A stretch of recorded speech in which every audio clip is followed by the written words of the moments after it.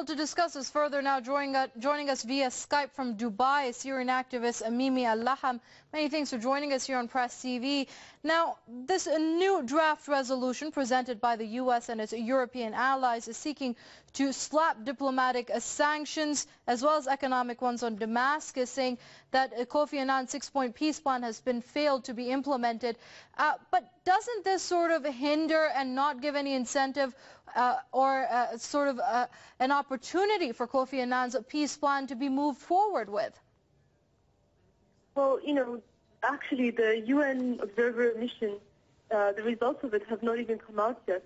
And we still see the U.S. saying, oh, actually the Syrian government is guilty and, sanctions are already underway. So this was the whole purpose of having the observer mission. It's not to find out what's actually happening in Syria. It's not to create peace, but to create a casus belli for the U.S. to try to put economic sanctions up against Syria. And we saw what happened to Iraq when such sanctions were imposed against 10 years of suffering for the Iraqi people, hundreds of thousands, if not a million dead as a result, statistically, this was discovered. So the U.S., it could not destroy Syria using mercenaries and a proxy war by funding terrorists inside Syria. So the next step is to try to weaken it slowly through sanctions which are both economic and militarily. So Russia is obviously going to veto this, though, because Russia is a trade partner of Syria, and it's clearly aimed at the Russia-Syria trade of weapons, because they would like to weaken Syria by stopping it from getting weapons from Russia. So this is really the point of these sanctions, and it's no surprise that Russia is standing with Syria on this. Right now, Ms. Al-Laham, also the West has spoken of imposing a no-fly zone, sort of a Libya-like scenario on Syria, which was also rejected by Russia. And now these diplomatic and economic sanctions are also being opposed by Russia. Do you think, though, the West is going to try to take steps unilaterally to further isolate the government of President Bashar al-Assad and look for ways to keep supporting this armed opposition, which is wreaking havoc in the country? Well, they've already taken such steps. I mean, they've already declared monetary support for these armed groups publicly. They, with their proxy state, Turkey, through NATO, they're trying to create some kind of border buffer to allow, a base of operations for these insurgents to attack Syria. These are already the actions that they have been taking.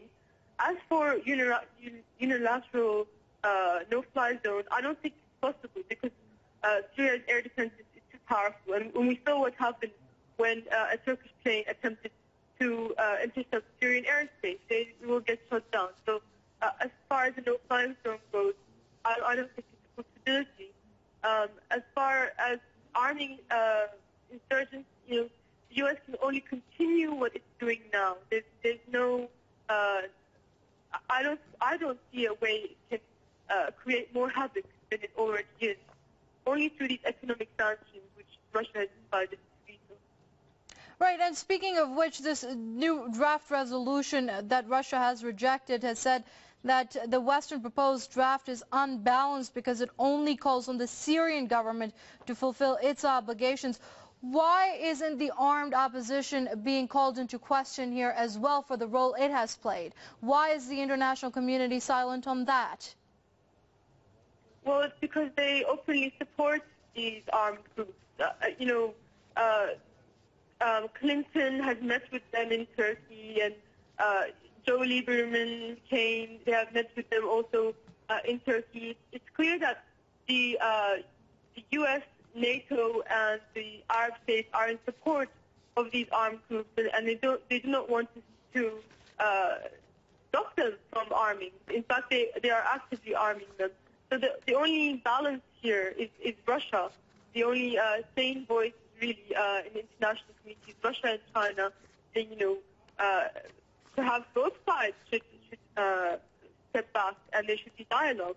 But that's not the case for the U.S. because they have an agenda to take down Syria. I mean, for one thing, Syria is a power that threatens Israel, and Israel is the U.S.'s greatest ally. So to take down Syria, it's both beneficial to defend Israel and to attack the other rising powers in the world, such as Russia and China, by taking away, in Russia's case, its only port in the Mediterranean, and that would create a problem economically for Russia, as it would have to pay more insurance going through shipping through the Mediterranean.